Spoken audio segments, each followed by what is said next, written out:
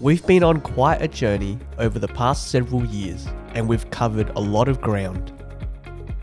Do you remember in 2018, the Australian Catholic bishops announced the 5th Australian Plenary Council? Do you remember how people all over Australia and in our own archdiocese gathered in listening and dialogue sessions, and how many people remarked that for the first time in their lives, they felt like the church was actually listening?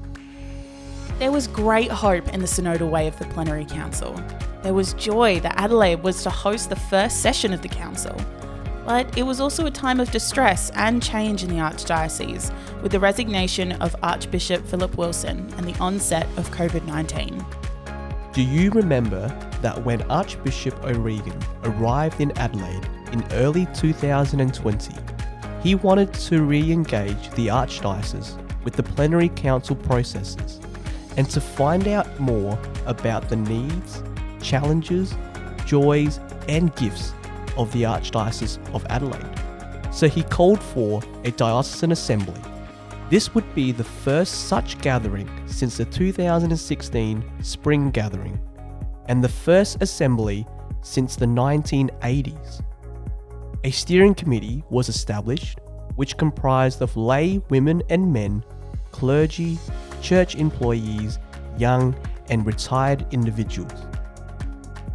Do you remember the diocesan-wide consultation, which resulted in almost 1,500 individual responses, offering more than 6,000 ideas, which formed the 6 discernment themes for the 2021 Diocesan Assembly? Over 450 participants from parishes, schools and communities in the Archdiocese came together in September 2021 over 3 days at Cabra Dominican College. We gathered to welcome one another, to pray, and to practice the art of listening and discernment. In 60 small groups, participants discerned the themes of leadership and leadership formation, inclusion and healing, faith formation and spiritual development, responding to the cry of the earth and the cry of the poor, outreach and accompaniment of children, families and young people, and parish life and liturgy. These groups developed 255 recommendations for the Archdiocese, the Plenary Council and the Universal Church, as well as for our local parishes, schools and communities. We commissioned our Plenary Council members and prayed for the guidance of the Holy Spirit. At the end of the assembly, we called for nominations to a new Diocesan Pastoral Council, and we announced that another assembly was to be held in October 2022. At the same time as we were holding the Diocesan Assembly and preparing for the Plenary Council, Pope Francis announced the Global Synod on Synodality. Do you remember that shortly after the 2021 Assembly, the first session of the Plenary Council took place online in October 2021? The 280 members of the Plenary Council, representing the diversity of the Australian Catholic Church, engaged with the conversations in the Spirit Method to discern significant themes which emerged through the consultation processes. At the end of the first session, members and their local communities continued the discernment for the second session in July 2022. Do you remember that in the Archdiocese of Adelaide, this time between the Plenary Council sessions, we continued our discernment for our local church? Our interim Diocesan Pastoral Council was established to begin discerning pastoral priorities out of the Diocesan Assembly recommendations, and to develop a new vision and mission statement for the Archdiocese. Do you remember that we invited parishes, schools and communities to prepare for the 2022 Diocesan Assembly by looking at the recommendations from the 2021 Assembly? They were to select 3 recommendations as priorities for their own community and 3 as priorities for the Archdiocese. Almost 1,800 people across the Archdiocese participated in the feedback sessions. Local priorities focused on communication, being welcoming parishes, leadership, faith formation, and church structures. Archdiocesan priorities were primarily about leadership, structures, and inclusivity. Do you remember that during this time, listening forums and preparation sessions for the Global Synod were also taking place across the Archdiocese? Do you remember when the second session of the Plenary Council took place in Sydney in July of 2022? This week of listening and discernment made international headlines, particularly with the drama of the Wednesday morning vote on women's roles in the church. Many members have recalled that this decisive moment was a turning point in the Council's deliberation, bringing about a more authentic experience of synodality. The Plenary Council resulted in a set of decrees which require Vatican approval before they can be officially promulgated for the Australian Church. Many of the decrees aligned with our own diocesan recommendations. Do you remember that in October 2022, over 350 participants gathered at Nazareth Catholic College for the 2022 Diocesan Assembly? Building on the results of the feedback, participants engaged in a series of workshops that followed one of the 6 pastoral themes developed at the 2021 Assembly. The first round of workshops was a formation session, exploring theology and tradition in that area. The second round of workshops was an opportunity to hear about best practices and exchange ideas about what is possible. The final workshop gave participants a chance to begin making plans for mission and ministry in their own communities.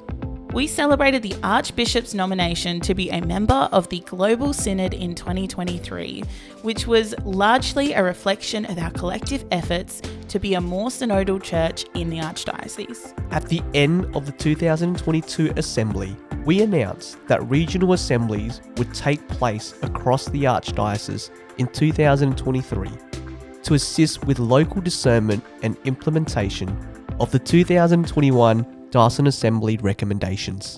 Do you remember how representatives from all over the world, including our own Archbishop O'Regan and John Lakowiak, gathered in Rome for the month-long first session of the Global Synod on Synodality? Often described as the largest consultation process in human history, the Synod is seeking to re-embed the practices and attributes of synodality in the Church. While several hot-button issues were discussed, it is the practice of listening, discernment, and shared decision-making which involve all of the people of God that is most important. Following the Synod, a synthesis report was sent to all dioceses for feedback. In May 2024, we sent in our feedback over several rounds of consultation with various groups in the Archdiocese.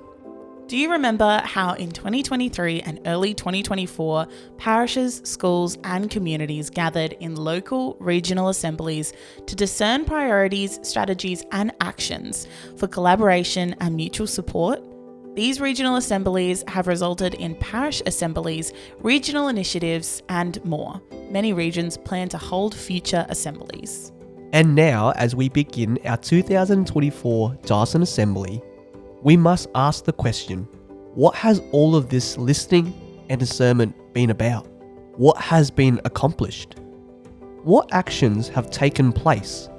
Are these assemblies, councils, and synods just a series of talk fest? Or is something actually happening? After the 2021 Diocesan Assembly, several actions were initiated. An interim diocesan pastoral council was established, and in their first year, they discerned strategic priorities for their own work in the Archdiocese and developed the diocesan vision and mission statement. The Diocesan Pastoral Council was formalised following the 2022 Diocesan Assembly. The Council for Integral Ecology launched the Caring for Our Common Home, the Archdiocesan Laudato Si Action Plan. A formation working group was established to further explore the overwhelming call from every aspect of the Diocesan Assembly to address faith formation and ministry formation. This working group then produced several recommendations: a statement on formation drawn into the joy of the gospel, formation in the Archdiocese of Adelaide, and the establishment of the Diocesan Formation Commission. consultation continued, this time with attention to the questions for the Global Synod. Following the 2022 Assembly, work continued. Sister Natalie Beckhardt, Under-Secretary of the Synod on Synodality, visited Adelaide to learn about our synodal experiences and gave several presentations on synodality. Regular gatherings of chairpersons of parish pastoral councils and parish priests were established to offer support, networking, and information sharing from the Archdiocese, Diocesan Pastoral Council, and Pastoral Services team.